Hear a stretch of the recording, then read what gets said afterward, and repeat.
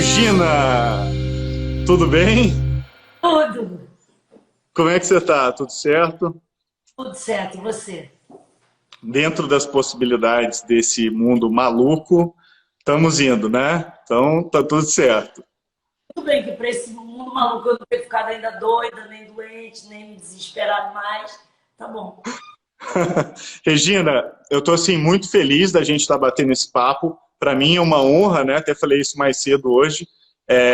Conversar com você para mim é sempre uma oportunidade de aprendizado, né? O que eu já aprendi com você, trabalhando com você, fazendo esquenta mais de 3 anos juntos, é maravilhoso, assim. Então, o que eu estou pensando aqui é para a gente bater um papo e a gente dar conta de tentar até entender, né? Esse momento que a gente está, o que está acontecendo, e eu tenho certeza que muita gente está aqui também feliz de ter acompanhado você como Dona Lourdes na novela. Inclusive, eu acompanhei o máximo que eu pude e estava absolutamente encantado com a personagem, que eu acho que é meio a síntese do Brasil, né? Porque tem tudo ali, né? Tem humor, mas tem que viver aquelas dificuldades, aquelas questões difíceis do Brasil também, mas tem a inteligência que o brasileiro tem. Então, eu acho que você conseguiu tocar uma quantidade muito grande de gente fazendo a Dona Lourdes. E eu acho que isso pode ser até um ponto para a gente bater papo aqui, para falar das questões que a gente está falando, que ali eu acho que você conseguiu sintetizar muita coisa, né? Então, você falou um monte de coisa que eu quero falar com você. Você falou que aprendeu muito comigo, eu com você um monte. Mas demais, basta ver que no esquenta eu parava toda hora, qualquer coisa que eu não sabia, eu perguntava para o Ronaldo. E, e aí vai ficar difícil, porque ele vai querer encher a minha bola, eu vou querer encher a bola dele e também vou querer perguntar. Vai ser mais uma briga que uma live, que eu querendo perguntar e aprender com você e você comigo. Então vamos começar por partes. O esquenta. Você, um cara, um intelectual como você, e um cara que naquele momento ninguém sabia porra nenhuma de internet, você sabia um monte, ter ido para a TV Globo, né, mainstream, naquele horário, num programa domingo, na hora do almoço, eu acho que foi uma atitude sua, não só pop, mas tão corajosa, tão legal, sabe, você ter entrado numa de fazer aquilo. Então, até hoje eu sou muito grata e também acho que foi uma estratégia genial sua. E te colocou num lugar que hoje em dia é muito mais útil para o Brasil do que se você Não, tivesse Regina, ficado. e é interessante ouvir você falar isso, e queria até aproveitar para dar as boas-vindas para o pessoal que está aqui. Já vi que o Pedro Bial está aqui assistindo a gente, Mirtes, o Estevão está aqui conosco também, beijo para o Estevão, Maricota, Dias, tem uma galera entrando aqui agora, a Fabiana Oliva está aqui com a gente também, óbvio, Neuza Siloli, então assim, dá muito obrigado para todo mundo que está aqui assistindo conosco, isso é maravilhoso. E quando as pessoas me falam do esquenta, eu sempre gosto de descrever que assim, o esquenta era uma festa e o melhor tipo de festa que há, né? E em festa boa tem gente de todo jeito, né? Tem criança, tem velho, tem gente que gosta de uma coisa, gente que gosta de outra, e tem gente ali para no cantinho falar de tecnologia, bater um papo ali sobre o que está acontecendo, e esse era o meu papel no Esquenta.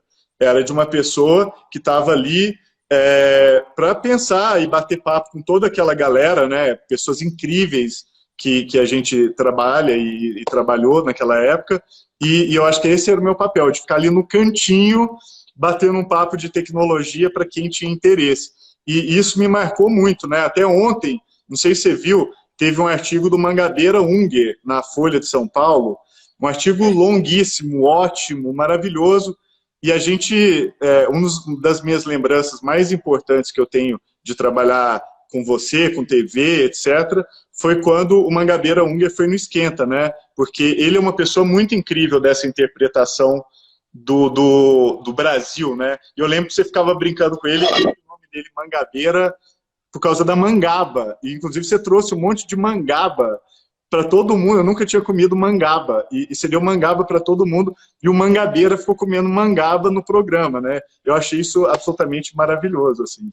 O que eu achei incrível é que, primeiro, o Mangabeira ter ido, não só ele, né? Hoje em dia, quando eu faço uma retrospectiva e penso o Alberto da Costa Silva, já com aquela idade e tudo, naquele lugar, aquela loucura, né? Um barulho e uma quantidade de cor e de música e não sei o quê. E o que eu achei genial é que o Mangabeira, chegando de fora, cola naquele sotaque, não sei o quê e tal, em 10 minutos ele entendeu o que e se jogou e ficou apaixonado. Então a gente viveu coisas muito incríveis realmente juntos.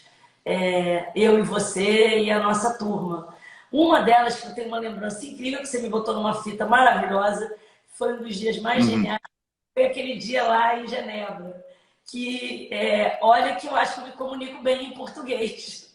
Não tão bem, somente com aquele tipo de público, naquele lugar, e terminar todo mundo cantando um pagode. Eu acho que eu nunca vou esquecer aquele dia. Conta um pouco daquela situação para o pessoal que está chegando. Com certeza. Não, assim, e aquilo também foi muito marcante para mim, né? Porque a gente viajou juntos, né, para Genebra, o Estevão foi conosco, e foi a convite da ONU, você foi convidada para falar lá com o pessoal da Organização Mundial de Propriedade Intelectual e outros fóruns da ONU. Então tinha uma plateia ali gigantesca, inclusive a gente ficou muito amigo com cineastas da Nigéria, né? Lembra do cinema nigeriano, que a gente fez muita amizade lá com eles? Aquilo foi incrível, porque você, na época, estava fazendo o Central da Periferia, você tinha viajado para o México, para Angola, você tinha ido para vários lugares buscar a produção artística, né, que estava acontecendo por causa da internet. E isso foi e continua sendo revolucionário, né? A gente tem que lembrar que no mundo que a gente vive hoje, a tecnologia deu oportunidade das pessoas se manifestarem como nunca se manifestaram antes. E por causa do trabalho no Central da Periferia, a ONU te chamou para falar, o que você descobriu, né, Regina? O que tem no México como as festas de sonideiro, que são incríveis? O que tem na Angola como o Kuduro, né, que fazia e faz sucesso no mundo inteiro? Então, aquilo eu acho que foi muito importante, não só para mim, mas para todo mundo que ouviu você falando na ONU naquele momento. Tanto que, Regina, daquela reunião, a quantidade de pessoas que continuam trabalhando essas questões, que ficaram inspiradas sobre esse papel que a internet tem, né, de dar voz para as pessoas, de fazer com que elas possam expressar também o que há de melhor nelas, né? A gente está num momento no Brasil em que muita gente usa a internet para expressar o que elas têm de pior, mas a gente tem que olhar para o lado também de que, na verdade, a internet também permite que as pessoas expressem o que elas têm de melhor. E eu acho que é isso que a gente tem que batalhar, né? Para que a gente leve as pessoas para esse lado delas mostrarem o que elas têm para dar para o mundo de melhor, de talento, de ideias, de conhecimento. E eu acho que o seu recado lá, quando você esteve em Genebra, foi exatamente nesse sentido e inspirou muita gente, né? Foi incrível.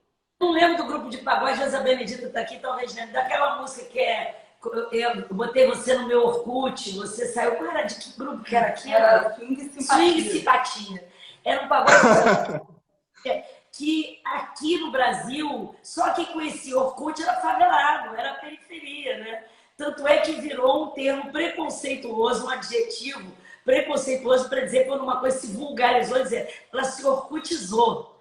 E a gente mostrando a força que tinha a periferia e a apropriação que as periferias das grandes cidades do mundo, mas do Brasil, mais enlouquecida e criativamente, fizeram das novas tecnologias que estavam chegando. E naquela época aqui o Orkut já era assim, total, geral e tal. Tanto é que tinha uma música do Swing Simpatia que só falava sobre isso com todos os termos. E eu nunca me esqueço que a gente terminou a palestra, né? Eu me lembro que tinha um grupo da universidade, acho que de Yale e tal, que pediu depois para escrever a letra do pagode, do Swing Simpatia, que eu tinha adorado a música. E aí eu cantei o coisa traduzindo em inglês, tentando explicar que loucura que naquele pagode tivesse tudo sobre o que estava acontecendo na internet naquele momento. Bom, o que tá... vou puxar para outro assunto, se a gente sair do esquenta e da coisa da gente. O que estava acontecendo na internet naquele momento, a gente estava muito mais assim, achando que aquilo todo mundo ia falar com todo mundo ia se entender, que ia ser uma maravilha. e etc e tal. Só estávamos vendo o lado bom, ainda não estava, isso tudo não estava aparecendo. Agora, já tinha aparecido o lado difícil na internet antes da Covid e de todas as crises que a gente, da sobreposição de crises que a gente está vivendo agora. Mas eu queria saber de você como é que a gente entrou nessa na internet, como é que a gente vai sair dessa da internet? O que você acha que vai virar a internet depois disso? Ela agora está mais soberana ainda, porque ela é o único jeito de se ver, né? Como agora a gente está aqui. Mas eu queria saber o que você acha que isso vai dar aqui. Tá, então, Regina, a internet no Brasil, né, ela trouxe muita oportunidade para um monte de gente. Eu acho que todo mundo já batalhou para a internet ser uma força construtiva no Brasil, né, para que ela pudesse levar educação, para que ela pudesse levar igualdade de oportunidades, que é uma coisa que a gente precisa muito no país. E essa batalha, eu participei dela, você participou dela, inclusive usando a TV para isso, né? Você fez uma série para o Fantástico que era sobre as lan houses, que foram os lugares precursores de acesso à internet aqui no Brasil, quando não existia celular, não existia conexão de smartphone, e as pessoas, para acessar a internet, tinham que ir em lugares mesmos, nas periferias, inclusive, onde elas pipocavam, pagavam por acesso por hora, e num determinado momento no Brasil, 49% dos acessos de internet no país eram feitos por meio das lan houses. Então é como se fosse a sala de acesso à internet no nosso país, e você, acho que cobriu e falou disso como ninguém. Aí você me pergunta, mas o que degringolou, né? E gente, degringolou, sim, algumas coisas, né? Por quê? Porque a internet, ela acabou virando uma máquina de propaganda. O microfone estava muito abafado. Melhorou o som? Vocês estão ouvindo agora? Vê aí. Para mim, melhorou. Melhorou. Para mim, melhorou. Não, é porque eu quis tirar, porque Nossa, tá bem melhor. Estava apoiado, agora tá meio Torre de Pisa, mas o som tá melhor. Tá bem melhor. Eu pedi ajuda pro João pelo seguinte, na hora que eu tirei o negócio, aí fudeu, porque é um equilíbrio de vários livrinhos para dar na altura certa, tá bom. Você não tem ideia de onde é que eu estou equilibrando meu celular aqui, depois até eu mostro os meus bastidores. Eu também, eu vou fazer um making off e mandar para vocês aqui. Pra vocês terem. A minha gambiarra, eu acho que vai ser mais interessante que a sua, tá? Só para você saber. Tá lindo, ó, o quadro do Zerbini. Tá lindo. Aniversário amanhã, Luiz Zerbini. Já mandamos um abraço para ele. Vamos dar parabéns e beijos para o Zerbini. E, Regina, até por curiosidade, é a sua primeira live essa? Não, eu fiz com o Porchat e eu tô meio fugindo de lá porque eu não tô dando conta da relação da quarentena, entendeu? Esse terremoto é o João tentando equilibrar em algum lugar aqui. Né? Porque aqui, você tá passando a quarentena no Rio, né? Eu tô passando num sítio perto do Rio, você já veio aqui? E já. Total no mato, graças a Deus, agradeço todo dia estar num lugar como esse. Mas vamos voltar para a conversa. Desculpa, gente. Eu, no momento, estou usando o braço do João segurando, porque o livro desmorona. E olha que eu arrumei antes aí, mas tudo bem. Na hora que eu fui melhorar o microfone, ele fudeu. Caiu, mas agora tudo. Vamos em frente. Você estava falando da internet e de como ela vai ser depois disso tudo. Isso. Não, e aí o que eu estava dizendo é o seguinte, que a gente trabalhou muito para a internet dar oportunidade para as pessoas, de educação, de igualdade de oportunidades, conectar as escolas públicas na rede, né? Então, a gente batalhou muito por isso. Agora, a internet deu uma degringolada, não tem como a gente negar isso, porque o que acabou acontecendo é que a internet começou a virar uma máquina de propaganda. E não por causa da internet em si, mas por causa de grupos que começaram a se organizar e começaram a perceber que se botasse dinheiro ali e criasse notícia falsa, notícia que desinforma, etc., aquilo espalha muito rápido.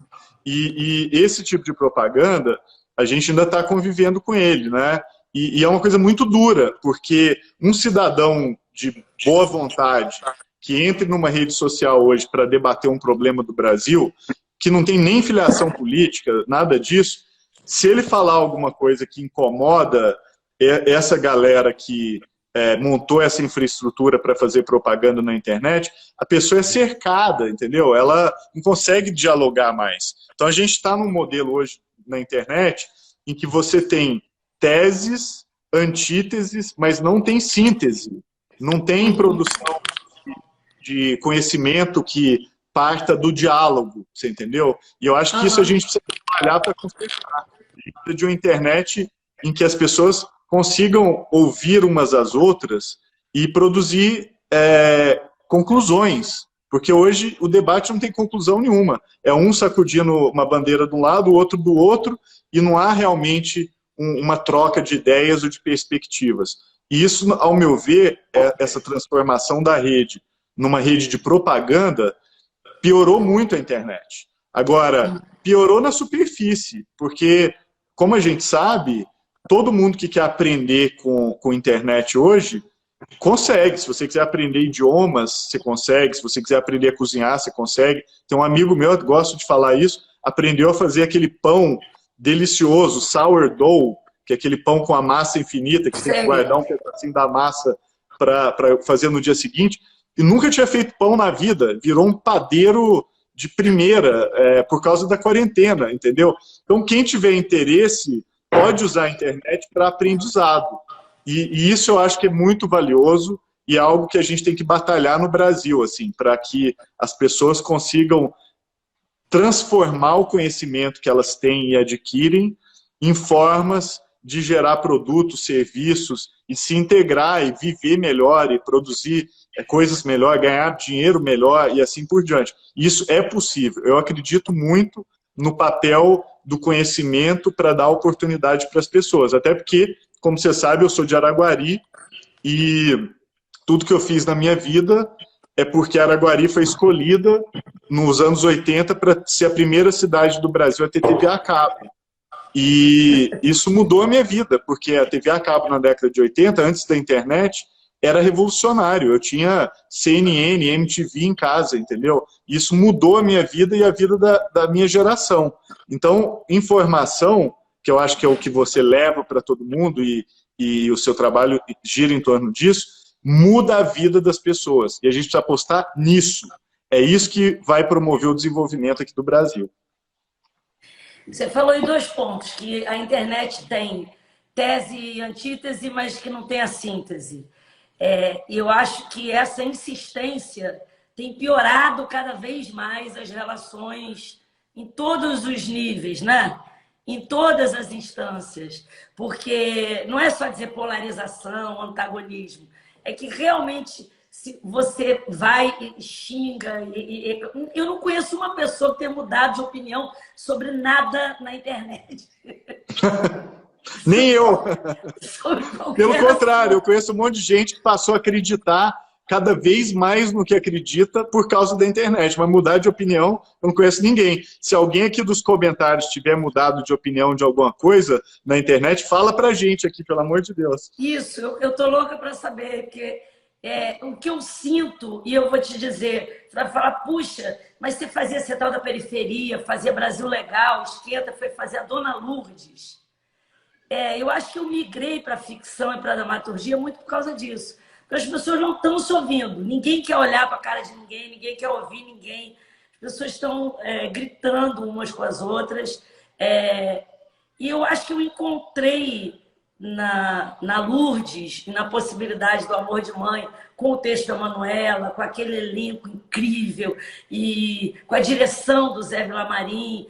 E o mais lindo, eu nunca tinha trabalhado com nenhuma daquelas pessoas, a não ser o Douglas Silva e o Thiago Martins, que eram 2 crianças que eu dirigi durante 4 temporadas no Cidade dos Homens. Foi uma série que eu adorei ter participado, escrevendo e dirigido. Mas só eles. E aí eu fui cair ali e achei, numa turma que não era, porque eu estava acostumada a trabalhar com você, com o Hermano, com a Monique, com o Estevão, há 200 anos, depois com o Alberto, com a Sandra, com o Guti. Mas quando eu cheguei ali naquele ambiente totalmente novo, eu falei, eu acho que eu encontrei uma correspondência na dramaturgia, na ficção, a isso que a gente vinha fazendo. Como eu sinto que o Esquenta era uma correspondência até o Asdrubal. E eu acho que o que me Verdade. mantém viva até hoje e que não me fez ficar doida nem cética é que eu não fico tentando agarrar essas coisas e dizer que elas são certas e verdades absolutas e que aquilo que era legal. Eu acho que se eu tivesse até hoje querendo fazer o Asdrubal, eu era uma hippie velha chata, né? E cada vez que você vai encontrando uma correspondência, e a grande surpresa para mim, eu acho que deve ter sido para os meus amigos, como você, e para o público, é que uma novela, que é a coisa mais mainstream, é o produto mais, né, oficial da Globo, no horário nobre, conseguiu me transformar tanto, transformar tantas pessoas, e isso que a gente está dizendo que não conseguia na internet, na TV aberta, que eu acho, é uma opinião bem assim, mas você pode me corrigir. Eu sinto que a TV aberta, até porque agora vai ter, infelizmente, um achatamento maior ainda, as pessoas ficar com menos grana. Então, a TV aberta, eu sinto que ela pode crescer nesse momento, porque as pessoas não vão ter dinheiro para consumir outros produtos mais caros. E sinto que ela também, ela dá ainda, ela institucionaliza, ela dá uma legitimidade para informações e coisas, por tanta fake news e tanta coisa, né? Que estar numa novela, no horário nobre, da TV Globo, e conseguir ter a sensação de que eu estou fazendo o mesmo do que eu fazia com vocês no Esquenta, ou o mesmo que eu fazia com o Hamilton, Luiz Fernando, Patrícia Perfeita, Evandro, todos no Asdrubal, sentir que a Dona Lourdes é a mesma coisa para mim, é uma sensação muito boa nesse momento, que eu olhava para o lado, somente com o irmão, a gente se encontrava todo dia, falava, o que a gente vai fazer? Não tem ideia, que tipo de coisa eu vou produzir agora? Não tem como fazer cinema, não tem como fazer teatro agora, né? E, tudo. E é incrível que tenha vindo por um caminho tão oblíquo, uma solução, um lugar possível de encontro, um lugar possível de síntese, de pessoas que jamais me ouviriam na internet, chorando com a Dona Lourdes, ou lembrando da mãe deles, ou fazendo as pazes com a irmã, com a mãe. Eu tenho recebido mensagens incríveis de adolescentes. Achei que adolescentes nem via mais televisão. E de homens de outras áreas, que acho que não teriam interesse naquilo. Tem sido isso muito bonito. Tomara que volte logo, estou com muita saudade da novela. Não, e Regina, a Dona Lourdes, ela toca num ponto importante agora nesse momento de Covid, nessa crise que a gente está vivendo, porque uma das coisas que está me chocando nessa crise da Covid é como as pessoas não conhecem o Brasil. Por exemplo, teve essa emergência toda e a gente tem a necessidade hoje de transferir renda para a população mais pobre, né? Especialmente a população que não tem conta bancária. Não, eu vi gente falando que vamos usar o imposto de renda para fazer isso. Exatamente. Como se no Brasil as pessoas pagassem imposto de renda. As pessoas não têm renda. Quanto por cento dos brasileiros pagam imposto de renda? Você calcula? Então, é um percentual mínimo dos brasileiros. A maioria das pessoas não tem nem renda para pagar imposto. E eu acho que a Dona Lourdes, ela é meio uma síntese, né, do Brasil. Porque uma das coisas que as pessoas ficavam impressionadas é que, mesmo em situações muito dramáticas, a Dona Lourdes, ela tinha um humor, e você não conseguia, você ria, chorava, e fazia ao mesmo tempo, ficava meio agoniado e aliviado ao mesmo tempo.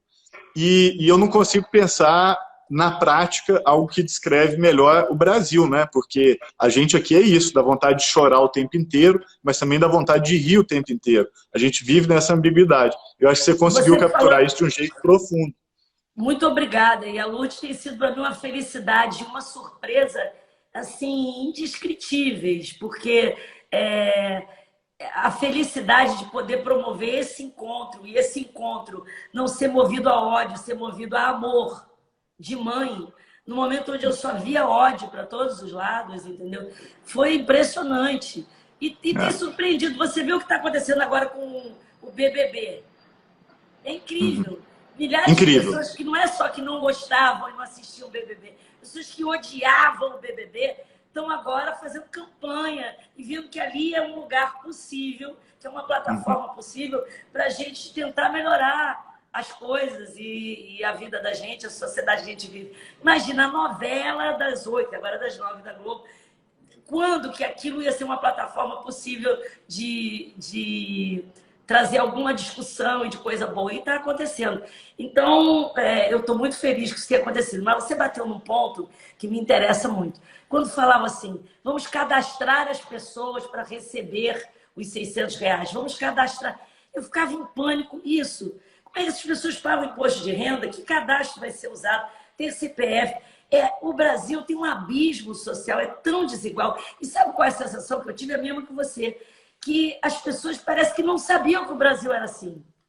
Que as pessoas eram tão pobres, que tão poucas pessoas, sei lá quanto, 20%, 30% pagavam imposto de renda, os outros não tinham nem renda para pagar imposto de renda. Então, essa revelação, a crise da pandemia, da Covid, também trouxe, você não acha? Trouxe. E, Regina, a gente está vendo agora que tinha, no início as pessoas achavam que tinha 20 milhões de pessoas que nem sequer documento tinha, entendeu? Por exemplo, para transferir agora os R$ 600, a pessoa precisa ter o CPF em ordem.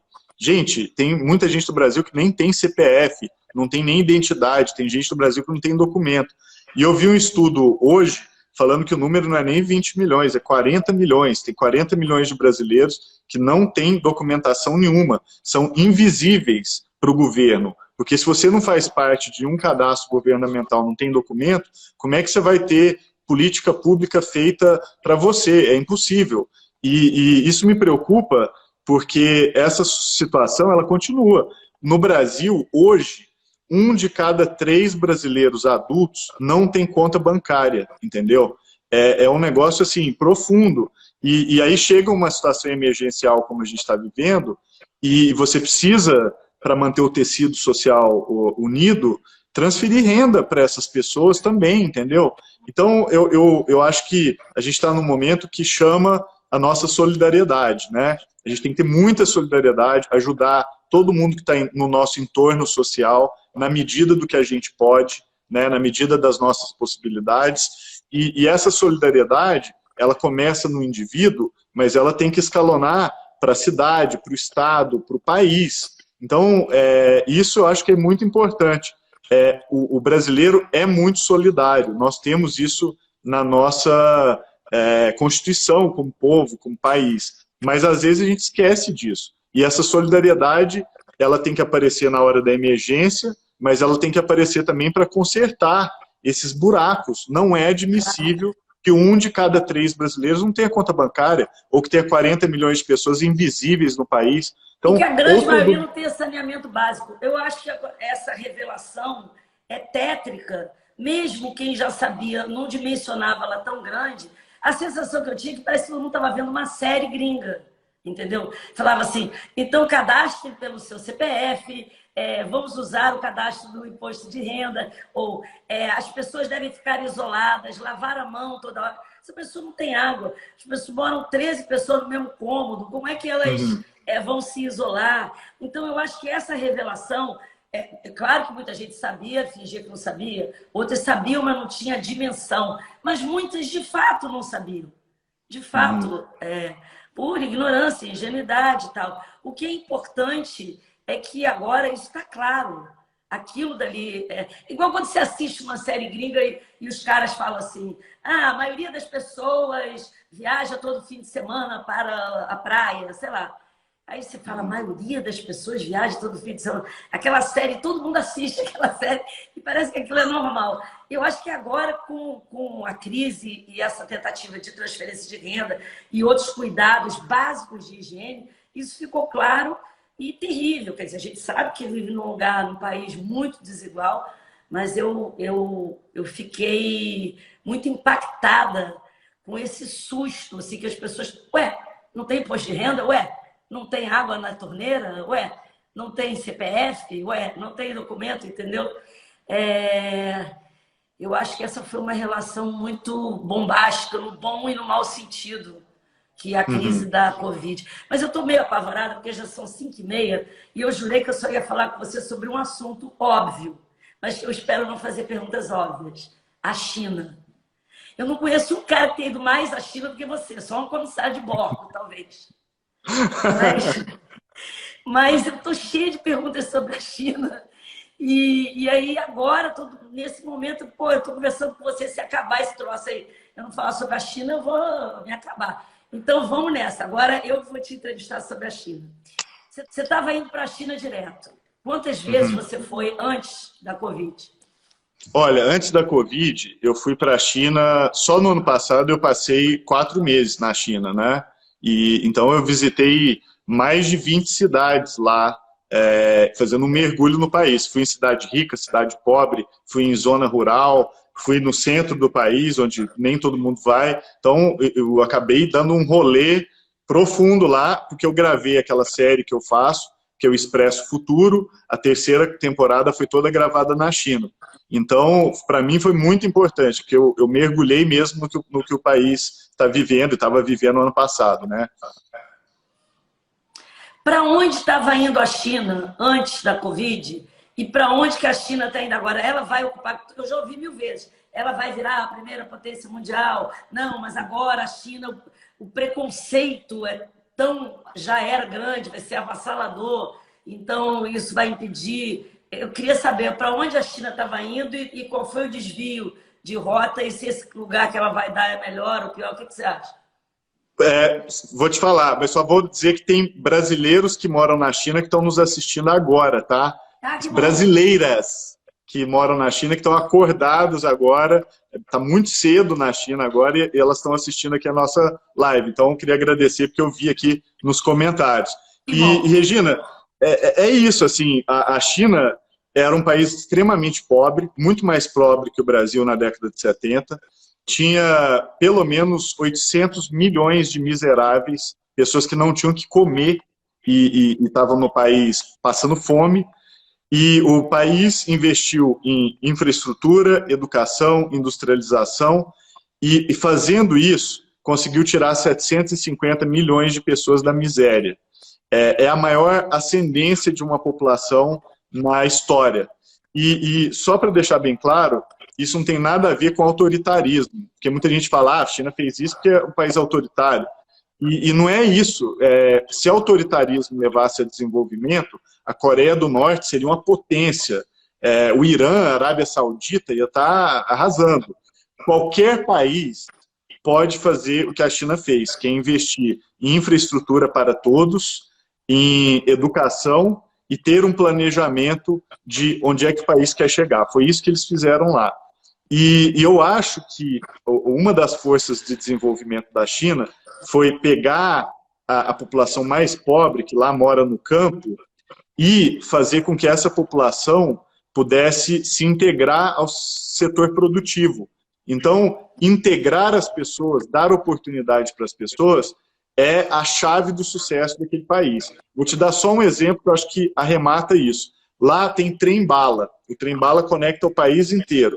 Viajar de trem-bala é a coisa mais chique que pode existir. O trem vai a 350 km por hora, é silencioso, limpo, super confortável.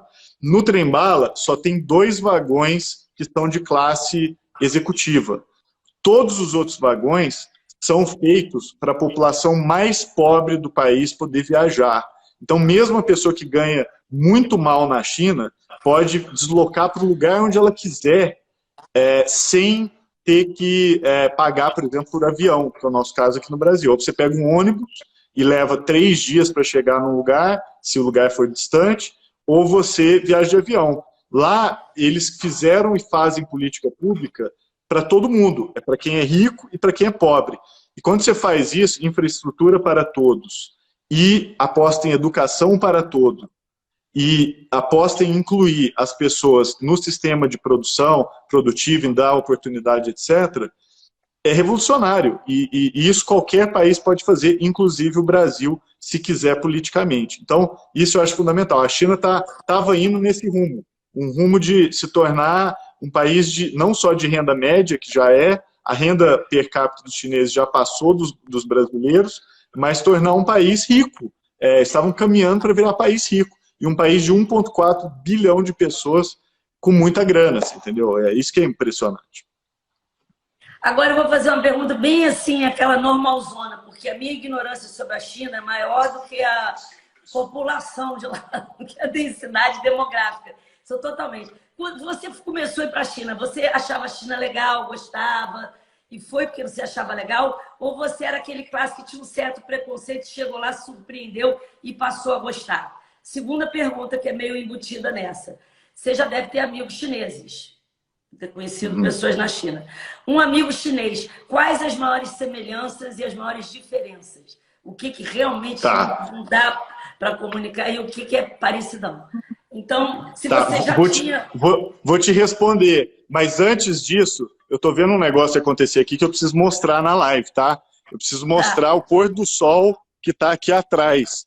Você não vai acreditar no que eu estou vendo aqui, você entendeu?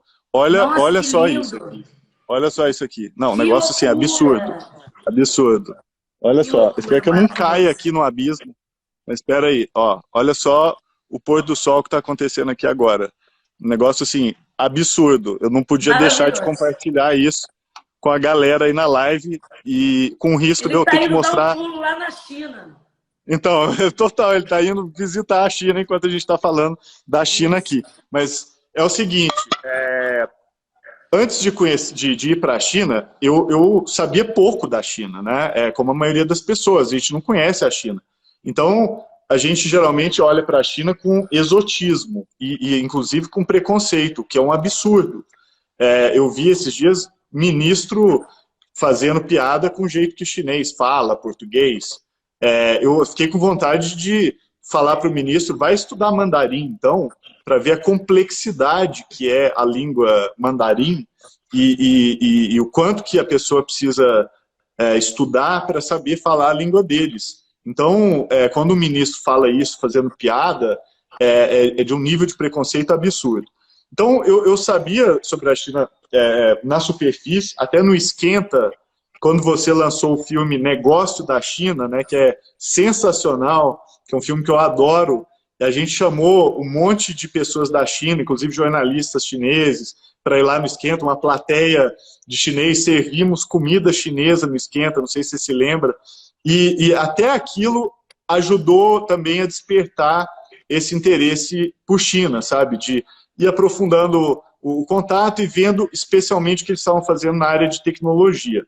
Então, eu, por trabalhar com tecnologia, não podia mais ignorar o que estava acontecendo na China, porque essa história, ela é a história do século. Era um país pobre que hoje trabalha com inteligência artificial. Então, como é que a China deu esse salto? Como é que ela saiu de economia rural, onde as pessoas passavam fome, para um país que trabalha com inteligência artificial? E foi isso que eu fui buscar lá. Então, quando eu fui in loco, quando eu fui lá mesmo, visitei famílias pobres, almocei na casa das pessoas, vi o que elas comem todo dia, e é muito impressionante. Aí aquilo me ajudou a mudar um pouco a impressão que eu tinha do país, muito para melhor. Ali eu vi que não só o país está se desenvolvendo, como a coisa do impacto da educação e o impacto que isso dá para virar um país que faz tecnologia é extraordinário. Então, foi muito interessante. Mas o filme Negócio da China e aquela plateia lá no Esquenta foram um pedacinho aí da minha formação de me interessar por conhecer mais o país.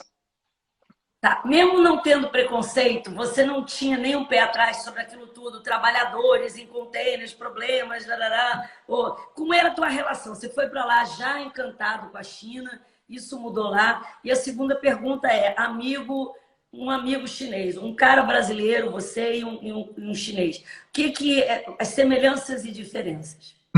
Olha, o negócio do trabalho, né, que a China ficou conhecida para as pessoas trabalharem até morrer, né? Tinha gente que pulava da fábrica do iPhone e se suicidava e assim por diante. Isso aconteceu mesmo, porque os chineses eles trabalham absurdamente. Mas agora a situação de trabalho na China vinha melhorando muito nos últimos 5 anos. Essa questão do trabalho absurdo não só diminuiu completamente,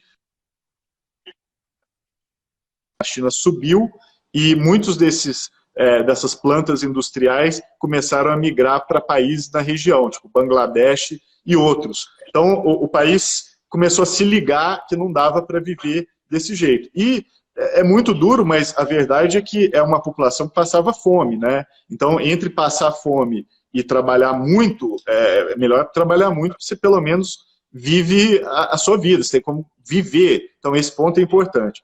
Agora, a diferença do chinês e do brasileiro. Eu gosto de brincar que talvez o povo mais poderoso do mundo seria juntar os brasileiros com os chineses. Se a gente juntasse a nossa capacidade de jogo de cintura, improvisação e essa inteligência e esperteza que a gente tem de se virar na hora, com a capacidade de planejamento dos chineses, que conseguem planejar de longo prazo, enxergar coisas daqui 20, 30, 50 anos, não, Regina, ia ser uma explosão. Então, uma das coisas que chama a atenção dos chineses é isso, né? É dessa capacidade de planejamento e o quanto que eles trabalham. Eles brincam lá que eles trabalham no sistema 996, que é 9 da manhã às 9 da noite, 6 dias por semana. Isso é o mínimo, porque tem gente que trabalha no esquema 007, que é do meio-dia à meia-noite, 7 dias por semana. E eles brincam com isso. Ah, você é 007 ou 996? Então, eles falam isso. Agora, tem coisas interessantes culturais da China, né? E isso também é muito doido. Por exemplo, os chineses só bebem água quente. Da sua idade, que faz mais ou menos a mesma coisa que você, o que ele é parecido e o que ele é diferente? O que não dá para trocar, entendeu? Ou mesmo se é uma namorada chinesa. Como é que... Então, isso é totalmente diferente, porque os chineses espera-se que eles casem muito cedo, né? Se você não casou entre 20 e 32 anos ali, os chineses já começam a olhar meio torto para você. E lá essa coisa de namoro, de relacionamento é muito diferente, porque as nossas relações aqui são muito fluidas. As relações entre os chineses, se um garoto fica com uma garota, etc., há uma expectativa de que aquilo ali vire uma relação séria. Então, é muito diferente o jeito de paquerar e de estruturar as expectativas com relação à pessoa e relacionamento. E a outra coisa que eu acho interessante são as coisas culturais, né? Por exemplo, eles só bebem água quente. Não é quente assim, quentinha não. É quente de temperatura de chá, aquela de queimar a boca. E você vai na academia na China, tá lá malhando, não sei o que, vai lá no bebedouro e fala, bom, vou tomar uma água aqui para dar uma refrescada. E você bota o copo d'água lá e a água sai a 40 graus, 50, 60 graus, você entendeu? E porque eles acreditam que a água gelada faz mal para a saúde. Então eles só tomam água quente. Então tem coisas muito diferentes na comida, nos costumes, nos relacionamentos, é muito diferente. Agora, esse encontro entre o Brasil, o brasileiro e o chinês, eu acho ele muito explosivo, assim, muito promissor, porque é uma junção de habilidades que o chinês não tem com habilidades que os brasileiros não têm exercidas, entendeu? Então, eu acho que esse encontro, esse aprendizado mútuo, ele é fantástico, assim, me anima muito. O pessoal está querendo fazer perguntas e a gente tem menos de 15 minutos, então está todo mundo e a Patrícia dizendo aí, querem fazer pergunta? Entra aí, que temos mais 15 minutinhos. Se quiserem perguntar, pode perguntar qualquer coisa, só me pergunta onde é que está Domênico, tá, gente? Onde está Domênico, né? Todo mundo querendo saber. Você sabe, Regina, onde está Domênico, não?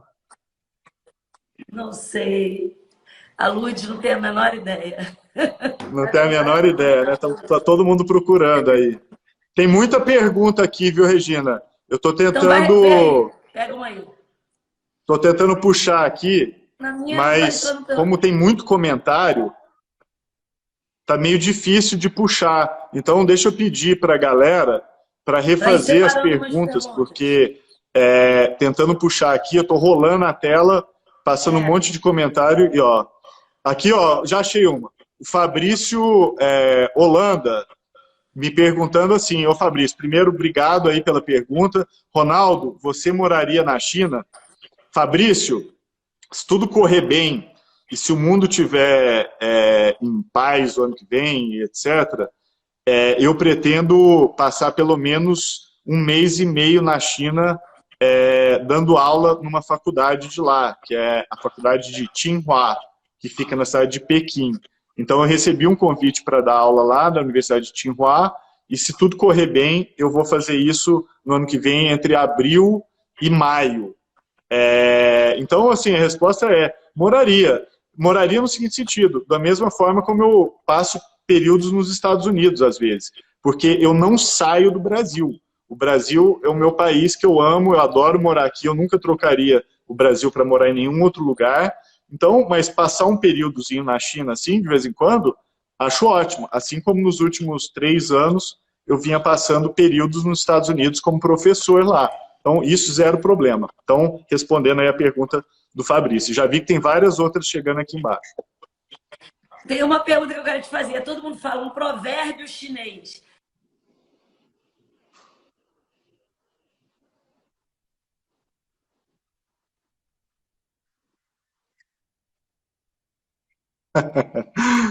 Regina, aprendi vários, muitos, são provérbios chineses incríveis. E todos são curtinhos assim e significam um monte de coisa. Eu vou falar vou dar pedir licença porque eu vou falar em chinês, depois eu traduzo, tá?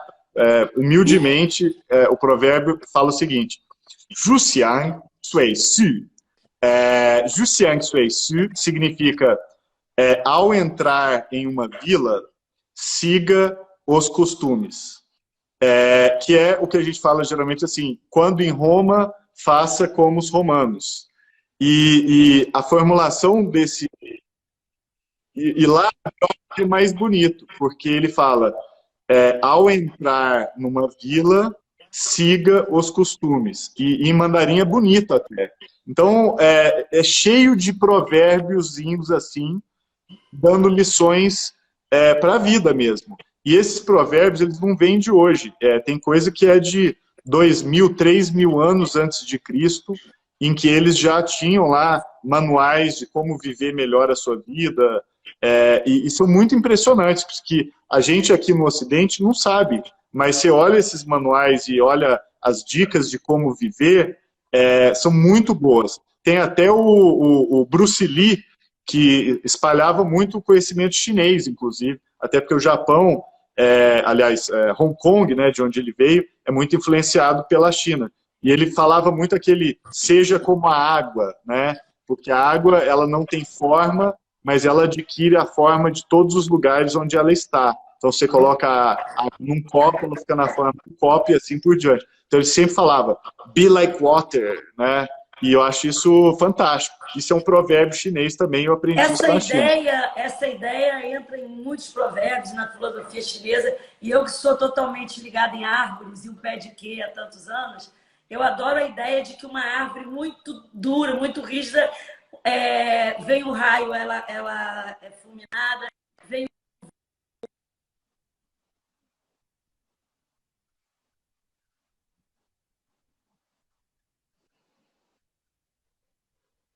assim, chinês, eu acho. Que sempre... Você me falou um do dente da língua. Está me ouvindo? Regina? Está me ouvindo? Agora sim, sua conexão falhou, agora está de volta. O provérbio que fala da flexibilidade como o bambu ou como a água, você me falou um que eu gostei do dente então, da língua. Qual é? Isso, tem um que é maravilhoso, que fala sobre o dente e a língua. Esse provérbio vem de um manual chinês escrito também 300 anos antes de Cristo. E ele fala o seguinte, o dente, ele é forte, ele machuca, ele ataca as pessoas. Então ele é muito duro. Só que quando a gente chega no fim da vida, muito provavelmente seus dentes estão todos detonados. Agora, ninguém vê uma pessoa que tem a língua detonada, que perde a língua no fim da vida. Você vê muita gente que perde os dentes, mas não que perde a língua. E aí o provérbio chinês fala, seja como a língua, porque a língua é flexível, a língua se adapta às situações, a língua traduz o pensamento em palavras. Então, não adianta ser como o dente e fazer com que você sempre esteja atacando alguém, etc. Então, ele mostra muito isso. Isso faz muita parte do taoísmo, né, que é uma filosofia chinesa, e ele prega isso muito, isso é muito importante. Tem uma pergunta da Mariana Ox, que está insistindo na pergunta, e que a Paty achou interessante. Eu só tenho medo de acabar, porque às vezes acaba na hora, e eu queria dizer uma coisa. Eu sou da torcida da Thelma no BBB. Eu, como todo mundo que fala que não vê novela, eu normalmente não vejo BBB nem nada. Mas sabe o que eu me apaixonei? Eu postei, vai lá no meu feed que tem. Quando eu vi o vídeo da mãe dela, vendo que ela ficou para a final, eu fiquei louca. Eu falei, olha, eu vou torcer, eu vou votar muito na Thelma. Gente, Thelma, Thelma, Thelma, Thelma, tá bom? Podemos continuar. Qual é a pergunta da Mariana Ox? Espera aí que a Benedita vai ler para mim. Como você vê a questão da privacidade na China? Para combater o Covid, eles estão monitorando muito as pessoas. Ele acha que isso é uma tendência para o mundo? Como é que você vê a questão da privacidade, que na China estão monitorando as pessoas por causa do Covid? Se isso é uma tendência para o mundo? Tá, eu vou aproveitar e responder essa junto com uma pessoa aqui que eu estou procurando o nome agora que me fugiu, que é sobre como é que os Estados Unidos e a China lidaram com a Covid. Então, começando por essa, ambos erraram, tá? Teve muito erro na China, teve muito erro nos Estados Unidos. A China, no início da pandemia, errou bastante também. Mas logo que eles perceberam que estava errando, eles mudaram a chave e começaram a levar aquilo com toda a seriedade, inclusive abrindo o país para cooperação internacional, e foi ótimo, que aí cientistas puderam ir lá, quem queria buscar cidadãos podia entrar no país e tirar, que é o que aconteceu inclusive com os brasileiros, e aí, usando uma série de estratégias, inclusive dados, que é a pergunta da Mariana, eles começaram a combater a Covid de forma muito forte, tanto que hoje faz 11 dias que não tem uma morte sequer na China da Covid, e a China está na frente, né, espera-se, de todo mundo. Eles já estão saindo dessa, enquanto a gente ainda está tendo que lidar com esse problema. Então, a questão dos dados, Mari, é super importante, porque você tem que ter um equilíbrio aqui, né? Eu tenho até escrito sobre isso em jornal, que usar os dados para combater a pandemia é muito valioso, mas você tem que usar dado, por exemplo, agregado e anonimizado, que não envolve revelar onde você esteve, não envolve afetar a privacidade individual das pessoas. Então, eu tenho escrito muito sobre isso, não dá tempo de falar tudo, mas essa questão dos dados é muito importante, como se equilibra a proteção de direitos com o combate à pandemia. Então, o Thales, que é um amigo querido Junqueira, pergunta: você acha que o modelo de vigilância e biopolítica pode se espalhar pelo Ocidente depois da Covid? Todo mundo... Thales, pode. Pode, inclusive, ser obrigatório você ter um aplicativo instalado no seu celular que fica monitorando questões relacionadas à sua saúde, ao seu deslocamento físico e as pessoas que você encontra, e esse aplicativo ser exigido para você viajar para alguns países. Então, imagina só, você vai para os Estados Unidos ou algum outro país, e em vez de levar um certificado de febre amarela, você precisa ter um aplicativo instalado que mostra que você não cruzou com uma pessoa que tenha ficado doente, ou que você, de tempos em tempos, tem que fazer algum exame para mostrar que você não tem doença infecciosa e assim por diante. Então, isso vai acontecer. De novo, cabe a gente buscar equilibrar isso e proteger direitos para que a gente não tenha privacidade também jogada pela janela por conta dessa questão. A gente tem que lutar para preservar nossos direitos aí dentro, que se é que a gente ainda tem alguma privacidade. Antes de começar a novela, a gente estava trabalhando justamente com um programa sobre inteligência artificial, que em tese ia se chamar Enlouquecendo o Algoritmo, e eu já vivi essas experiências muito antes disso, desse controle de dados. A Benedita, minha filha, usa aparelho auditivo nos 2 ouvidos. Uma vez eu estava conversando com ela com o telefone desligado sobre isso. Quando eu abri, eram milhões de coisas sobre o aparelho auditivo. Foi a primeira vez assim que eu vi. Foi numa sequência com o telefone do lado, assim. E imagina agora, e depois disso tudo, e com isso sendo não só utilizado, como pesquisado mais maneiras de controlar, né, a gente, a movimentação. Eu achei muito engraçado que a gente está esses 42 dias, tem 2 crianças pequenas, sem a babá para ajudar, o que é uma loucura, porque eu já dava muito valor, um valor enorme. Aliás, hoje é o dia da trabalhadora doméstica. E que eu acho que, quando eu penso na Valdo, que horas ela volta, na própria Dona Lutz, que é babá, eu tenho muita honra de ter representado tantas babás. E já achava que eu admirava elas demais. Só que agora, com a quarentena, com uma criança de 2 e uma de 6 dentro de casa, 40 dias sem babá, não é que eu dou valor. Eu acho uma das profissões mais incríveis e que eu não sei como é que, sem um curso para isso, sem um preparo psicológico e técnico e pedagógico, as babás conseguem fazer o que elas fazem. Então, a minha admiração gigantesca às trabalhadoras domésticas no dia delas, que é hoje. Mas, enfim, a Gil, que eu adoro, que desde que o Rock era bebê, me ajuda a cuidar do Rock quando eu estou trabalhando, eu fiquei insegura dela voltar. Eu falei, não quero, fica na sua casa. Mas ela queria voltar, ela ficava com vontade, com saudade do Rock também, sei lá, achava chato ficar sozinha em casa. Ela queria vir. E eu dizia, não, não. Aí ela falou, pronto, botei um localizador, você vai ficar vendo 15 dias que eu não saí do mesmo lugar. A ideia foi dela. E aí ela botou uma rua precisa em Caxias e mostrou, você pode ver todo dia, eu não vou sair. Quando fizer 15 dias eu quero voltar, mas eu não deixei, ela não voltou até hoje. Espero que ela esteja ótima de saúde. Incrível, Regina, incrível. A gente está chegando no final aqui, só para avisar que a gente pode cair a qualquer momento. Daqui 1, 2 minutos a gente deve cair. Mas isso que você falou é fundamental, né? Eu acho que a Dona Lourdes também tem essa característica de valorizar mesmo isso que no Brasil, infelizmente, não está sendo valorizado. A gente teve até ministro falando que babá não pode ir para a Disney.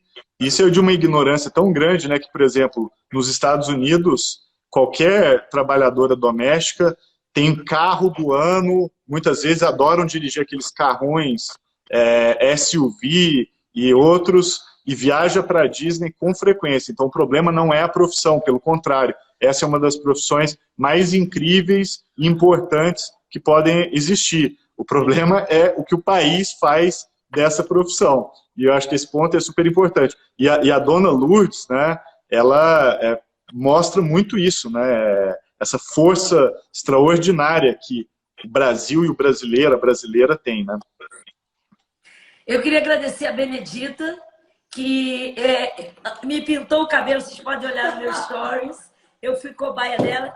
Eu ia fazer live, vocês iam olhar para cá e eu ver o cabelo branco, a raiz, porque eu não vou há 200 anos no salão pintar o cabelo. Ela nunca Falta 10 segundos. Falta 10 segundos. Queria agradecer a ela, que ela pintou meu cabelo. Olha, obrigado a todo mundo que assistiu. Valeu, obrigado, Regina.